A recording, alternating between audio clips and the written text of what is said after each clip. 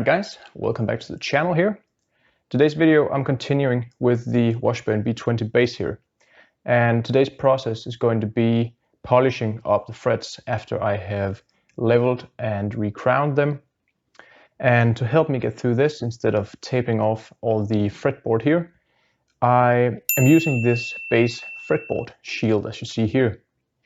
And normally it is being affixed by using rubber bands here, but apparently I just ran out, so I've just affixed it with a few pieces of masking tape here, but it works just the same.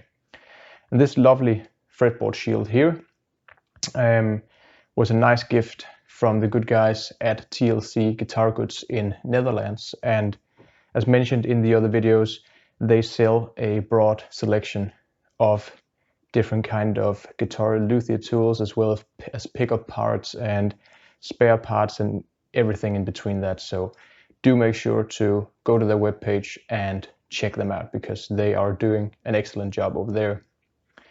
And along with the fretboard shield, they were also kind enough to send out these 5 polishing pads here for polishing up finishes or frets in this case, and yeah, for all tasks in between that.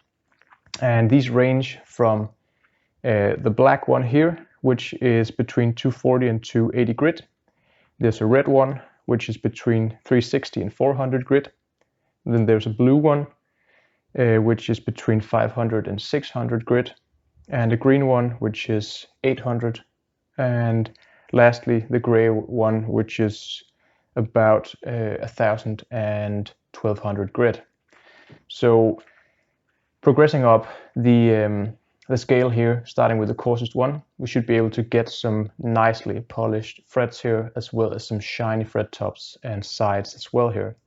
And the fretboard shield is just going to allow this process to go much smoother, because there won't be any tape to peel off at last, and it will just be a great way to take care and polish up all the fretboards, or all the frets I should say. And yeah, and these are foam backed blocks here, so they can easily just be bent into whatever situation that you might want to use them in. So it's just going to be great. I can fold them around my finger here, basically just be able to run them up and down, or just take them as is and run them up and down. So I'll just give them a few passes here, and I'll just continuously watch for the scratches left by the crowning files, and make sure that I get every scratch out before I move up in grits here. And that's important, because you want to get out all the scratches left on the frets from your crowning files once you start with your coarsest grit here, and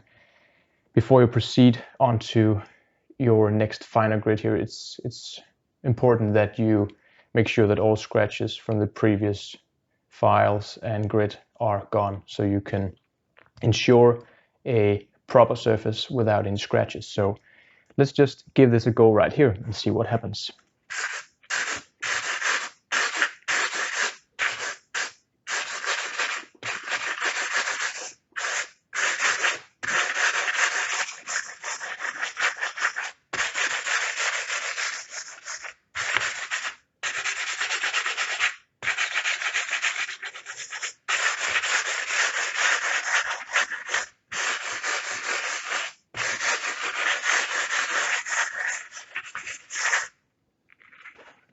And I can already tell that I'm going to use this protected guide for all the base jobs that I get in the shop, because this is as easy as it gets. And yeah, I just love this. This is really good.